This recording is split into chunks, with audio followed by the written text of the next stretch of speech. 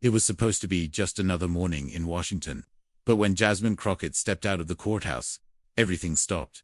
Cameras clicked. Phones shook in people's hands. Over 12 million Americans were watching the live stream, waiting for her to speak. She didn't. She just stood there, shoulders square, face calm, not a word on her lips. But somehow, that silence was louder than any press conference. Because this time, she hadn't come for applause. She came for truth. What no one knew at the time, not even the Speaker of the House, Mike Johnson, was that Jasmine Crockett had worn a wire, a small hidden recorder. Quiet, legal, loaded, and that single decision, made weeks before, would lead to the most talked about lawsuit in modern political history. Within days, she filed a $100 million case that didn't just shake headlines, it cracked the foundation of what power could get away with. The public didn't just react, they roared. Civil rights groups lit up the news cycle. Hashtags spread like fire. Law professors threw out their old case studies and started building new ones around this moment. The courtroom was packed. Not because she was famous, but because people could see something bigger was at stake. This wasn't about money. It wasn't about politics. It was about something harder to talk about, but impossible to ignore. Dignity. Jasmine didn't sue because she was angry. She sued because silence had become dangerous. And this time, she refused to let it win. So, what was on that recording?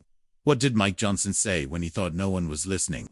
And why did a jury award Jasmine Crockett $100 million? Stay with us, because once you hear what happened inside that courtroom, you'll understand why America couldn't look away. The House chamber was packed wall to wall.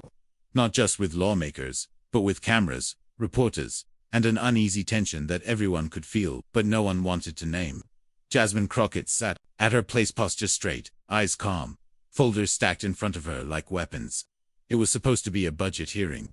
Medicaid, food stamps, federal welfare programs. But it didn't take long for the room to shift into something else.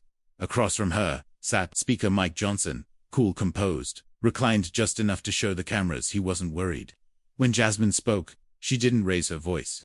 She didn't beg or complain. She presented facts.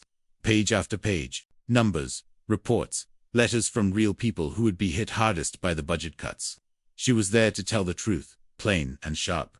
Johnson leaned forward, clicked on his mic, and smirked. Next time, he said, bring a calculator, not a bullhorn. The words weren't just cold, they were meant to sting. The kind of insult that sounds polite until you feel the cut. She didn't flinch, but the air did. Then came the real blow. He called her a TV show with fake lashes. Said she was not Rosa Parks just because she's loud. That's when the whole chamber shifted. Even some of the press looked up from their notepads. It wasn't politics anymore. It was personal. And it was ugly. Jasmine stayed still, eyes locked forward. No comeback. No raised voice. Just her hand resting on a letter from a single mother in Louisiana. Then, like she had planned it from the start, she reached for a crimson-red folder and pulled out a page. Her voice didn't rise, it sliced through the silence. If this bill passes, 190,000 people in your state or voters will lose Medicaid. Children, veterans, seniors, mothers. And it won't be because they failed the system. It'll be because the system stopped pretending to care. A silence followed, but not the polite kind. It was the kind that feels like thunder before a storm. But Johnson didn't back down.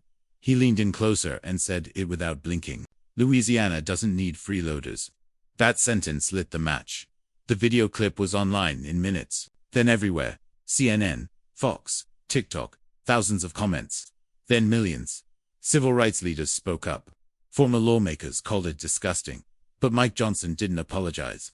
He stood behind his words, doubled down on them. But Jasmine, she didn't go live on Instagram. She didn't do interviews. She didn't post a tweet. She went to her lawyers. Within 48 hours, she filed a lawsuit. $100 million. Defamation, humiliation, racial and gender-based targeting. She wasn't filing it for show. She filed it to draw a line in the sand. Mike Johnson held a press conference. Sharp suit, firm jaw. He called the lawsuit theatrics. Said it was just more noise from the left. He smiled like he had nothing to fear. But Jasmine didn't blink. She didn't raise her voice. She just walked into court with one thing: proof. And this time, the mic wasn't his. The courtroom was full. Before the doors even opened, reporters lined the steps by sunrise. Satellite trucks filled the block. Every camera pointed at the entrance.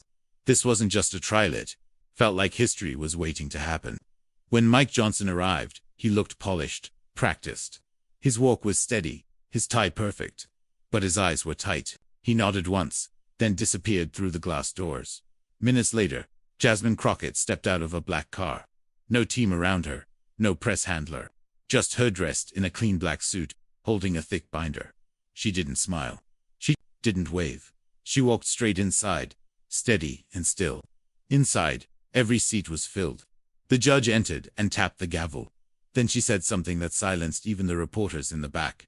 This is not a case about politics. This is about human dignity. Mike Johnson's lawyers started first. Calm, smooth, almost rehearsed. Mr. Johnson's words, the lead attorney said, were frustration, not personal. This all took place during a tense political exchange, protected under legislative immunity. In other words, this was all part of the job. Just noise. Just heat. Just politics. Then Jasmine's lawyer stood. He didn't raise his voice. He didn't even look at the jury at first. He picked up a small black device, placed it on the evidence table, and pressed play. A soft crackle filled the room. Then came the voice. Mike Johnson's voice. You're just a prop in a dress and a skin tone made for messaging. I'll have you off this damn stage in 6 months. No spin, no context. Just his words, cold and certain. Spoken when he thought no one would hear. But now, 11 million people were listening, including 12 jurors who would decide his future. A woman on the jury gasped. Another blinked hard and wiped her eye. The judge didn't move, but her face tightened. Jasmine Crockett didn't flinch. She stared forward like stone. She had waited months for this moment, and she didn't need to say a thing. But it wasn't over. The lawyer reached into the binder, pulled out an internal email, printed in bold letters. Subject, strategy, to undermine Jasmine Crockett. It wasn't a rumor. It wasn't speculation. It was a blueprint. Real, printed, signed. Bullet points listed ways to attack her image, not her argument. Amplify her passion, as emotional use terms, like theatrical, erratic, unprofessional, make her optics the story. This wasn't just about disrespect. It was about erasing her. Targeting not her voice, but her presence. The courtroom was still, but the tension was loud. Johnson's team shifted in their seats. The jury leaned in. Even the court reporter paused her typing for half a second. Then came cross-examination. Jasmine's lawyer approached the witness stand. Mike Johnson sat there, trying to hold eye contact. But something in him had changed. The confidence was thinner now. Mr. Johnson, the attorney asked quietly, did you or did you not refer to Congresswoman Crockett as a dangerous media archetype during internal meetings? Johnson hesitated. I don't recall the exact words, he said, clearing his throat. The lawyer raised a page. March 7th, 11:14 a.m. Your communications director wrote this. Speaker Johnson referred to Crockett as a dangerous archetype. The media loves loud, defiant, photogenic. Do you deny saying that? Johnson's mouth opened, then closed. If I said that, he muttered, it wasn't meant in a personal way. It was media analysis. The lawyer stepped forward. Let's try again. Did you or did you not say, quote, get her off camera as quickly as possible? A pause. That might have been taken out of context, Johnson said. The lawyer didn't blink. So you don't deny it. You're just negotiating the angle. The jury shifted. Some wrote notes. Others stared straight at the witness box. Johnson adjusted in his seat. His voice dropped lower. I don't think calling someone emotional qualifies as defamation, he said. The words hung in the air like smoke. Everyone in the room knew what had just happened. He wasn't just defending himself. He was reducing everything again to noise. Then the judge leaned forward. Her voice wasn't loud, but it cracked through the courtroom like a bell. This court is not here to judge emotion, she said. We are here to judge consequences. Number 1 moved because there was nothing left to say. Mike Johnson had tried to explain his way out, tried to reframe the insults, tried to make it about politics. But now the truth was recorded, time-stamped, and filed in court. This wasn't a debate anymore, it was judgment. And it was just getting started. The courtroom was silent as the jury filed in, one by one. No cameras clicked, no voices whispered. Just the sound of the verdict being unfolded. When the clerk read it out loud, it didn't echo, it sank. We, the jury, find the defendant, Michael D. Johnson, liable for defamation of a severe and malicious nature. No one clapped. No one cheered. The silence inside that room said more than any outburst ever could. Then came the numbers. We award the plaintiff, Congresswoman Jasmine Crockett, $25 million in direct damages and $75 million in punitive damages. $100 million. But this wasn't about money. It never had been. Outside, the sun hit the courthouse steps just as Jasmine walked through the doors. Alone. No entourage. No victory pose. In her hand, she held a folded photo creased at the corners, soft at the edges. It was her mother, smiling in a faded denim apron, holding baby Jasmine in her arms. Jasmine didn't rush to the podium. She didn't wave at the cameras. She stood still. 3 seconds of quiet that somehow felt louder than anything that had happened inside the courtroom. Online, it exploded. Hashtag Crockett won. Hashtag dignity is not optional. Hashtag power has limits. The ACLU released a statement calling it a turning point in political accountability. Activists called it justice. Millions called it overdue. When she finally spoke, her voice didn't tremble. It didn't rise. It just cut straight through.